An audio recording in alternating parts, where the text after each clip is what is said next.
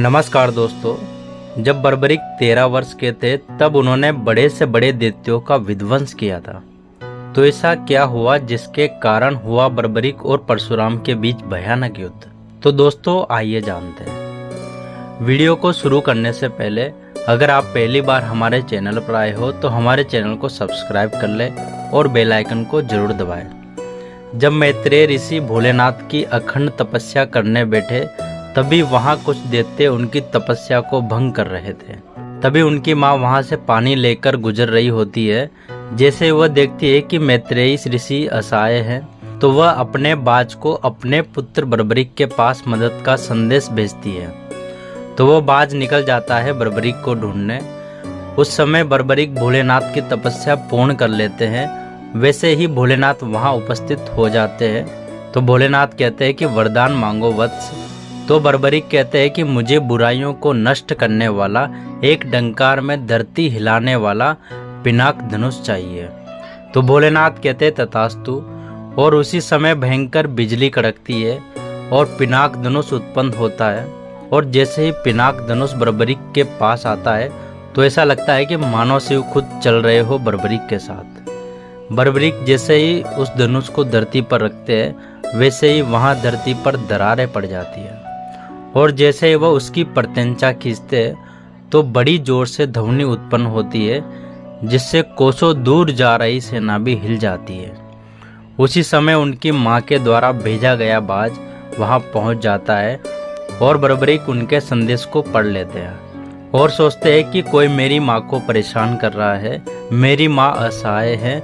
वैसे ही वह अपना धनुष छोड़कर बाज से भी तेज भागते हैं और वह कुछ ही क्षण में अपनी माँ के पास पहुंच जाते हैं और उनके सामने खड़े दैत्यों को देखते हैं, जिनकी आंखों में खून सवार था। ऐसा लग रहा था कि वह दैत्य सारा लहू पी जाएंगे।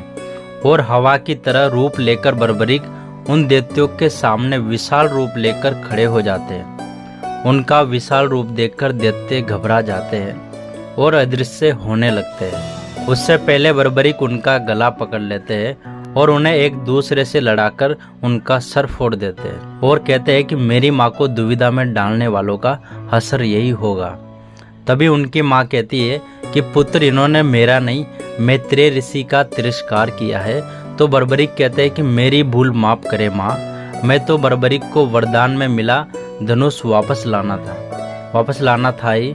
तो वे वापस जा ही रहे होते तो उनकी माँ कहती है कि पुत्र, जब ऋषि मुनि का यज्ञ पूर्ण नहीं हो जाता तुम्हें यहीं रुककर उनके यज्ञ में आने वाली बाधाओं का काल बनकर यहीं रुकना होगा।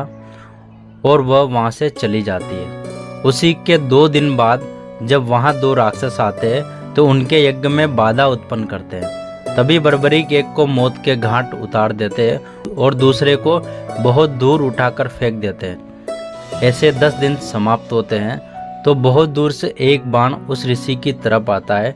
तो बर्बरिक उस बाण को अपनी तलवार से काट देते हैं और वह देखते हैं कि बड़ी दूर से क्रोध में भगवान परशुराम उनकी तरफ बढ़ते हैं। तो बर्बरिक उन्हें प्रणाम करते हैं। तो परशुराम बिना कुछ कहे उस ऋषि मुनि की तरफ क्रोध में बढ़ते हैं। तभी बर्बरिक कहते हैं कि रुक जाइए आप। तभी भगवान परशुराम ऋषि की गर्दन काटने ही जा रहे होते हैं। तभी बर्बरिक उनके परसे को अपनी तलवार से रोक लेते हैं।